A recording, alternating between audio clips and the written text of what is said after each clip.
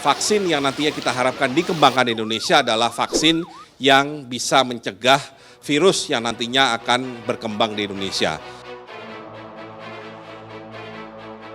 Untuk menangani COVID-19 secara mandiri, Indonesia mengembangkan calon vaksin bernama Merah Putih.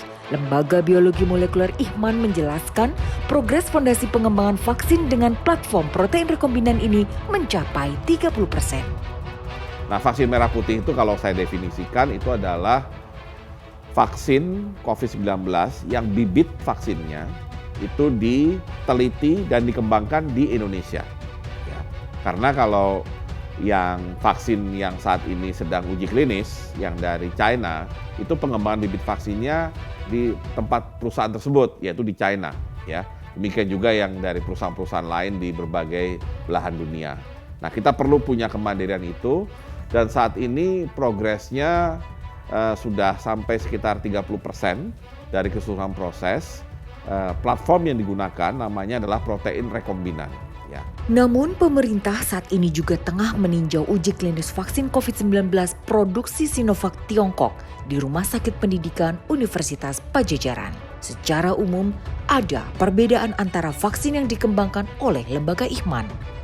Vaksin Sinovac menggunakan virus hidup yang dikembangbiakan sebanyak mungkin, kemudian dimatikan dengan bahan kimia atau cara-cara apapun.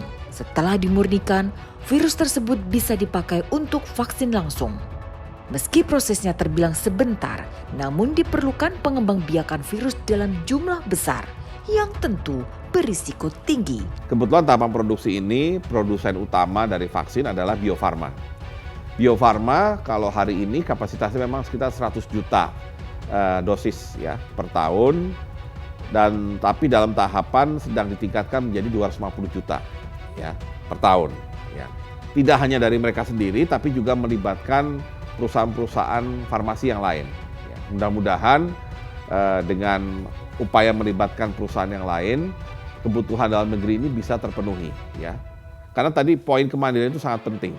Karena sekali kita tergantung pada vaksin yang dibeli putus istilahnya, dibeli dalam kondisi sudah siap dari luar, maka otomatis ya harganya akan lebih mahal ya, dan juga kepastian pasokannya juga dipertanyakan ya. Karena ya kita butuhnya besar sekali ya. Kalau negara cuma penduduknya 5 juta, 10 juta mungkin dia bisa mengandalkan pembelian langsung. Tetapi negara dengan 260 juta mau tidak mau unsur kemandirian itu harus ada. Jika dibandingkan dengan vaksin Sinovac, seberapa efektifkah vaksin merah putih? Vaksin-vaksin yang sekarang pun sudah uji klinis tahap 3, vaksin-vaksin yang dari luar negeri itu pun kita belum tahu apakah itu akan benar-benar efektif atau tidak. Ya. Kalau menurut ahli yang terkait vaksin, mereka mengatakan vaksin barangkali bisa ditemukan, tapi bisa saja efektivitasnya katakan di bawah 70%. Atau bisa saja vaksin tersebut hanya efektif selama 6 bulan atau 1 tahun. Jadi harus divaksinasi lagi.